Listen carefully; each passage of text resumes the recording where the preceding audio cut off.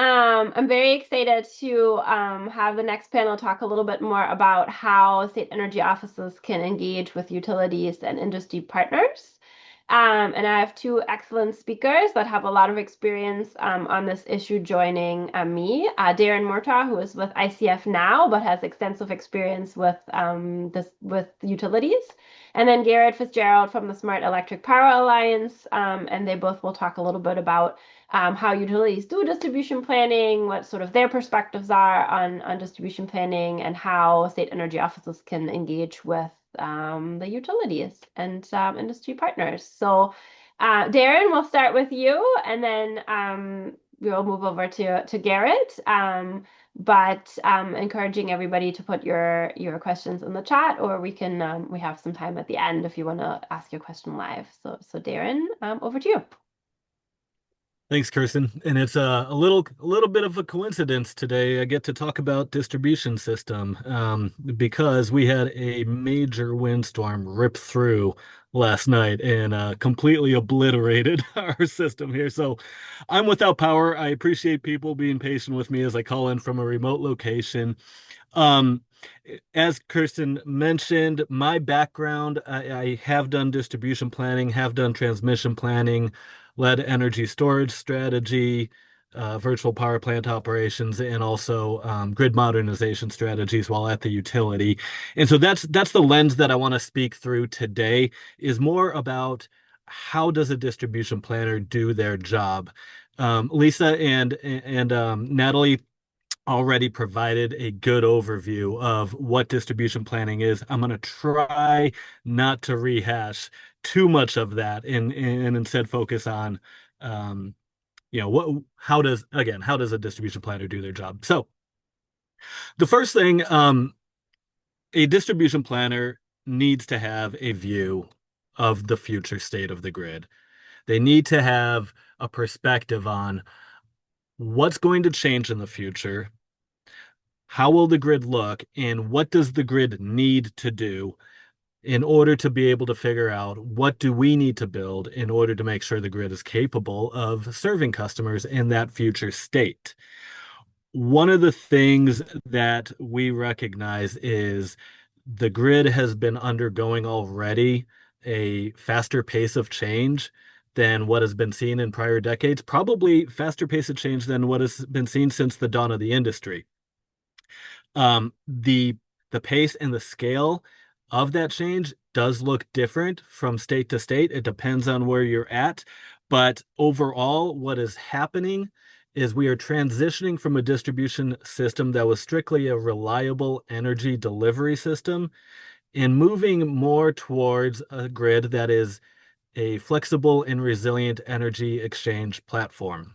And the reason I say that is because the way customers are using the grid now, it is changing. There is adoption of new technologies, specifically electrification or distributed energy resources, which interact with the grid in different ways.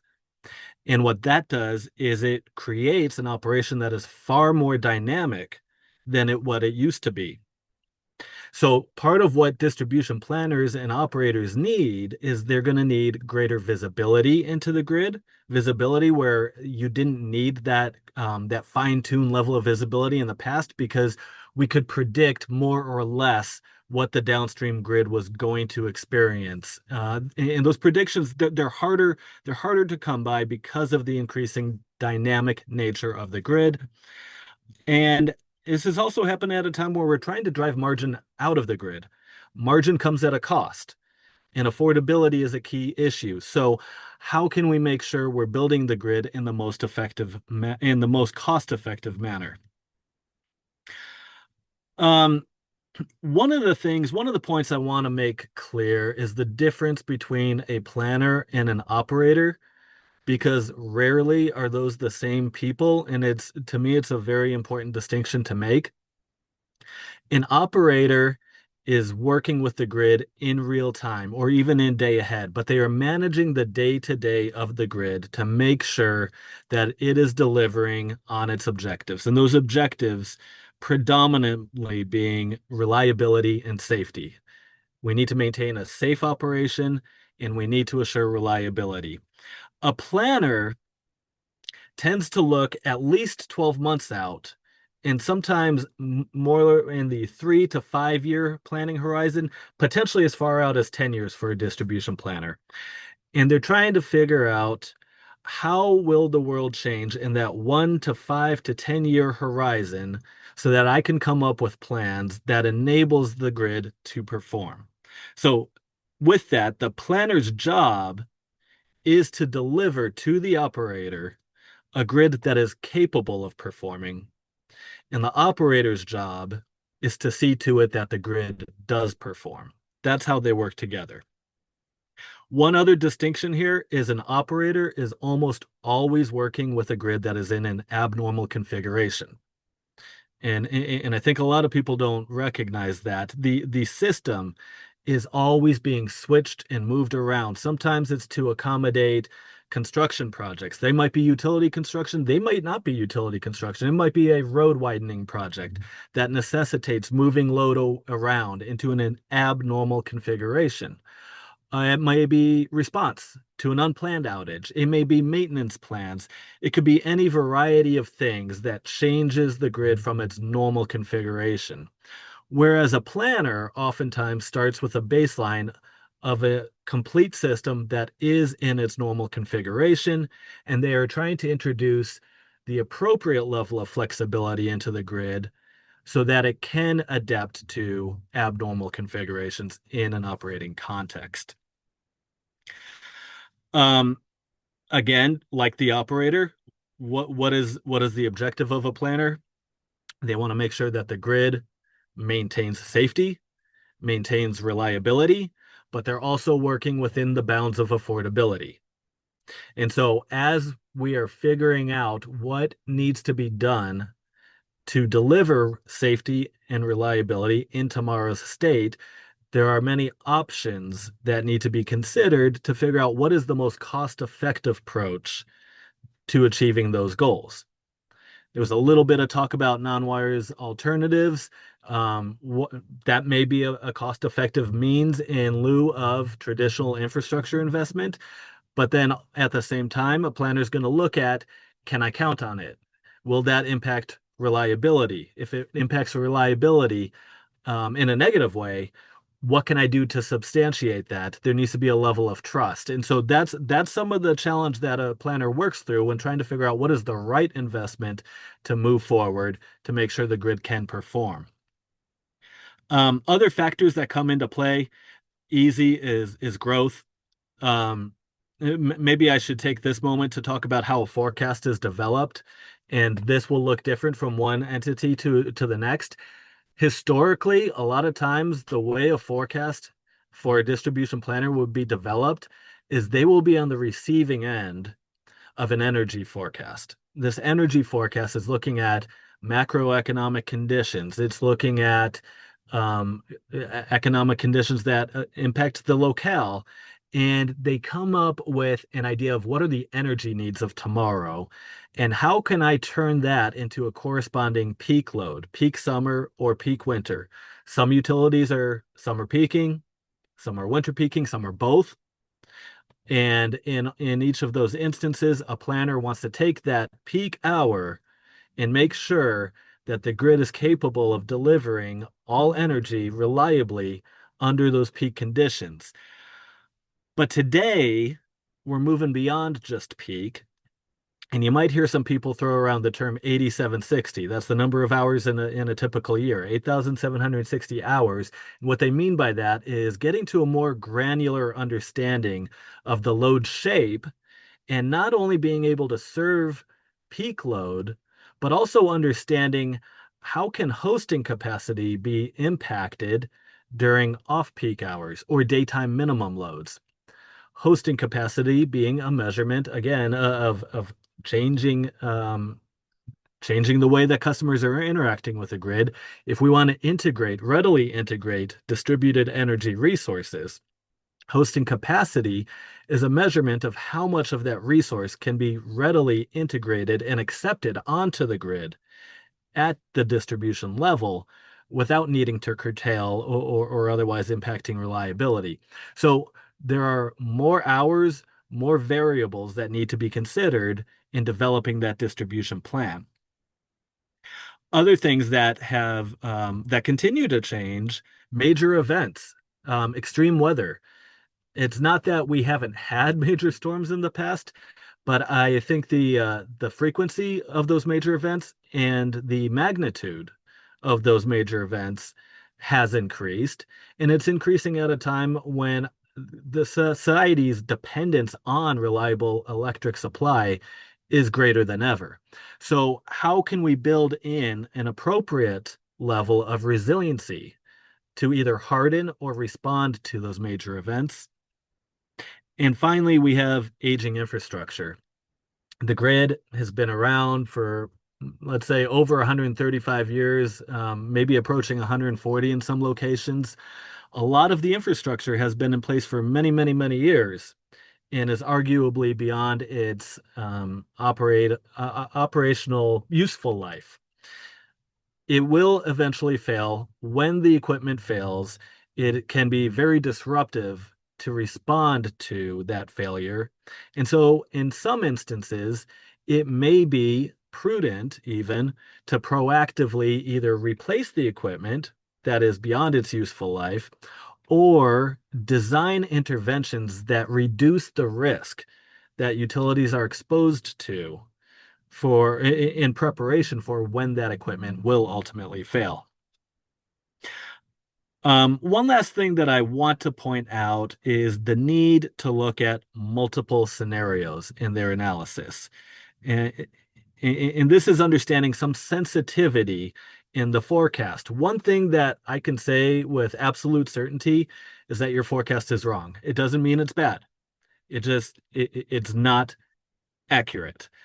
To try to predict what a specific locale is going to look like in 5 years or 10 years, the distribution system, it moves too quickly. It changes too frequently. There are too many variables to really get an accurate forecast in that 5 to 10 year range. And we need to introduce some sensitivity analysis. For instance, let's take customer adoption of uh, vehicle electrification. It may be on a trajectory that we can forecast, but all it takes is a little difference in the incentives or subsidies, or any number of factors can put it on a different trajectory. And when it gets on a different trajectory, how does that impact my distribution plan? Is it still a good plan for me to invest in proactive capacity to accommodate new charging infrastructure in the 5 year horizon? Or does the sensitivity necessitate thinking differently about maybe some interim least regrets steps that can then adapt as we get closer and closer to that future, as we get more clarity about what that future is going to look like? That's something that a planner is going to want to include in their analysis when coming up with a distribution plan. So I know I'm talking a little bit quickly, but I wanna make sure that we leave a robust time to answer some Q&A, and I want to give Garrett an opportunity as well to talk a little bit. So I'm gonna stop there and pass it on, and maybe we can circle back on areas where people have interest and would like to hear more. Sounds great. Perfect. Thank you so much, Darren, especially for hopping on without power. That's an added challenge there. So we'll turn it over to Garrett now. And just a reminder, if you have any questions, to put that in the chat for the Q&A later. So over to you, Garrett. And you should be Yeah, able to share your screen. sounds great, and thank you. Darren, you're not by chance in the Front Range in Colorado, are you? No, I'm in the outskirts of Portland, Oregon. Yeah, we are having power safety shutoffs as well due to high winds right now. Well, good afternoon, everybody. My name is Garrett Fitzgerald, and thanks, Kirsten, for the opportunity to be here. Um, I am with SEPA, the Smart Electric Power Alliance, and I am our Senior Director of Transportation Electrification. So I'm really going to hone in a little bit more narrowly on electrification and the implications for distribution system planning. Lisa and Natalie and Darren really did a great job sort of articulating the broader picture of distribution system planning and all that goes into it. And so I thought it might be sort of helpful to take a little bit more narrow scope and give you some examples of how a particular industry is changing how we do things. For those who are not familiar with SEPA, we are a 501c3 member-based organization working with roughly 1,000 of our members, which are utilities, regulators, policymakers, and all of the corporates involved in the energy transition. A tiny bit more on SEPA so you can get a sense. And by the way, all state energy offices have complimentary memberships to SEPA, and we have been working with a number of you all, maybe some on this call, over the past several years. Um, we are focused on ensuring that the distribution grid is the backbone of the energy transition, and doing that sort of in an era of unprecedented load growth that was sort of alluded to earlier. So just setting some context of where we are for folks who are maybe not super dialed into the power sector and its growth. We have had relatively flat load for the past 20 years. In the past handful of years, some of that has increased due to transportation electrification. And very recently, we have large load driving the next 5 to 10 years of load growth. And by that, I really mean data centers, AI, industrialization of manufacturing, etc. But I want us to remember that as attention goes to data centers, transportation electrification is still happening in the background, and really electric vehicle loads are most impactful on the distribution system. So a couple of sort of simple graphics to drive home that point. This is a really good graphic that came out of CalSTART and RMI and National Grid a couple of years ago. And what it does is it demonstrates that, let's say a plaza of fast chargers for electric trucks or a plaza for DC fast charging for highway corridor can very quickly become larger than what is traditionally manageable in the time frame to construct that piece of infrastructure. And so what I mean by that is if you look, a highway plaza is going to have the same load as a small town or as a skyscraper building or an outdoor stadium. But it takes years to build an outdoor stadium or a small town to grow. To build a plaza may actually take 6 months of construction, but getting the electrical infrastructure behind that can take far longer. And so it really creates this fundamental shift in the timeline that we're seeing in serving new load. And what that means specifically for fleet electrification and commercial customers is that we have to be a little bit more engaged with the customer base to understand what is happening on the distribution system and what may happen in the future. And as Darren mentioned, there are a ton of sensitivities that are going to influence this, and we cannot predict the future, but we can anticipate what might happen. And this slide is a helpful example of a commercial park, I think, outside of Portland, that really demonstrates if you took all of the commercial customers with trucks within this commercial park and they all electrified, you'd add 60 megawatts of new load, which I think would require 2 new substations in this example, which would take several years to build. And so the idea is any individual customer electrifying can be handled a megawatt here, a couple megawatts there. But when you look in aggregate, it really takes a better understanding.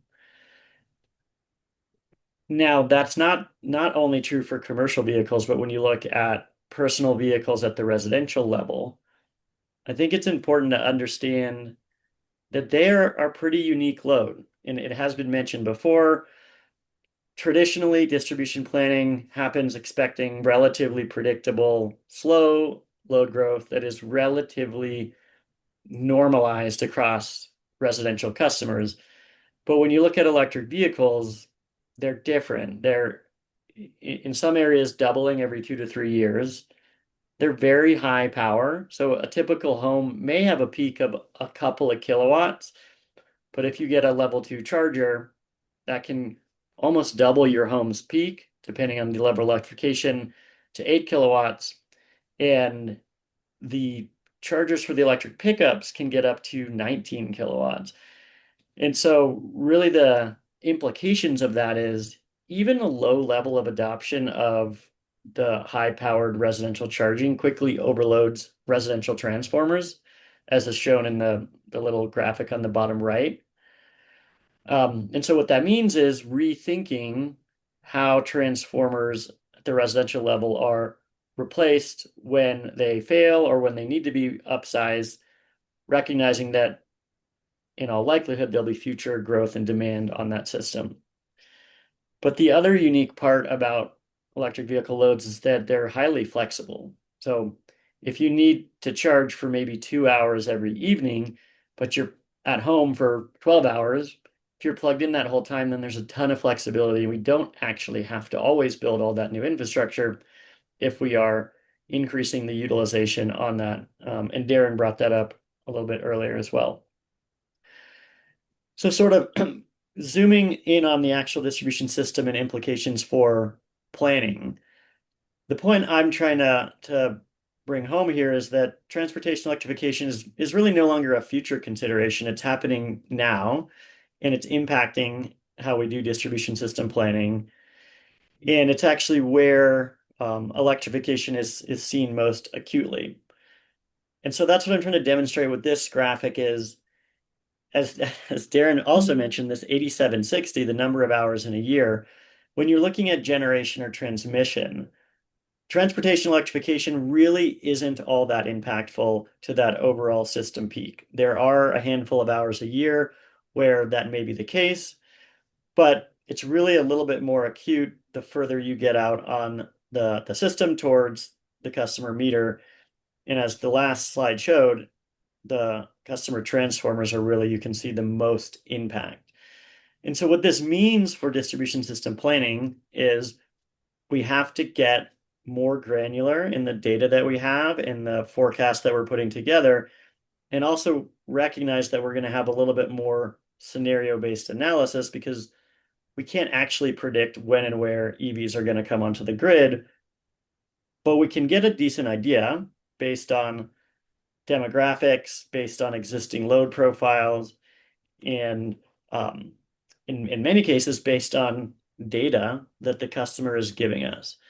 So hosting capacity maps came up earlier, and this is an example of sort of a hosting capacity map generated to demonstrate where there's existing capacity to install new EV chargers. And what this does is it allows sort of a little bit more coordination between the utility and the customers. Say you're a customer who are operating a fleet and have choice of where you build your charging infrastructure. You might look at this map and say, hey, over here in the Richmond area to the north, it's red and there's really no capacity. But if I put it over here, in many cases, this is really not all that helpful. If you have a fleet depot and it's already built, you don't have a lot of choice of moving that load.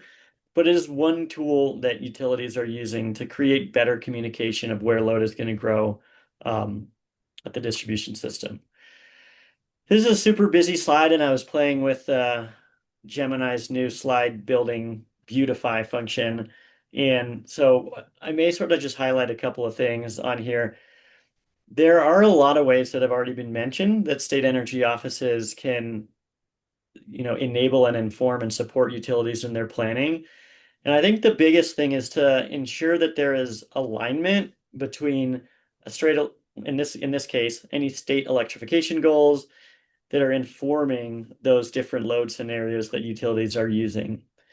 Data availability is also really helpful. I know there are a number of states where the DMV provides access to existing EV registration, but there are then a number of states where the DMV does not enable access. And so simple things that can help a utility understand the status quo also is really useful as a baseline for future projections and forecasting. The last two here are, be supportive of utilities conducting pilots that are really intended to generate data, not only demonstrate the success of a technology, because the more data that a utility has, the more confidence they'll have in their forecast. And in the case of specifically managed charging or flexibility, the more data that you have showing you can control a load, the more confidence that the grid operator is going to have that you can actually use this as a flexible resource.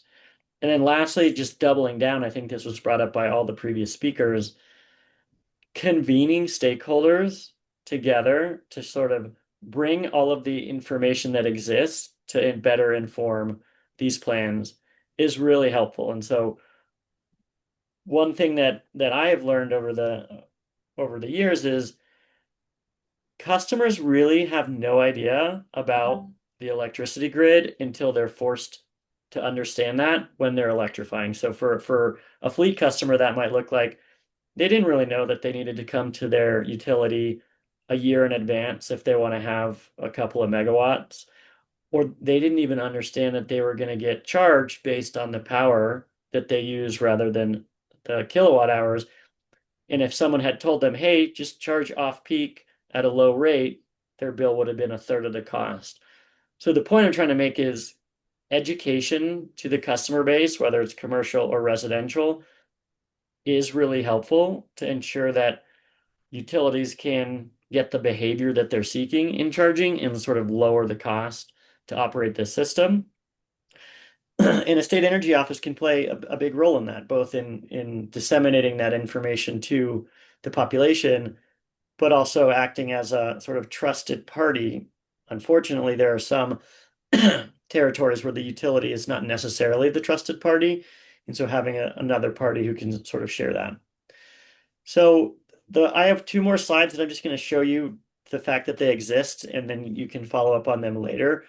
SEPA has done a lot of work in sort of planning for electrification of the distribution system, and we have a ton of resources that are available that anyone wants to learn more about anything I shared. And we also, and I didn't touch on it at all, have a whole department that's working on resilience planning and they have worked with a handful of state energy offices on this very topic. So you can follow up with me if you want to learn more about the resilience planning work, but I just wanted to make you aware that it existed. And with that, I will stop. I think I've used up my 12 minutes and hand it back over to you, Kirsten. Great. Thank you so much, Darren and Garrett.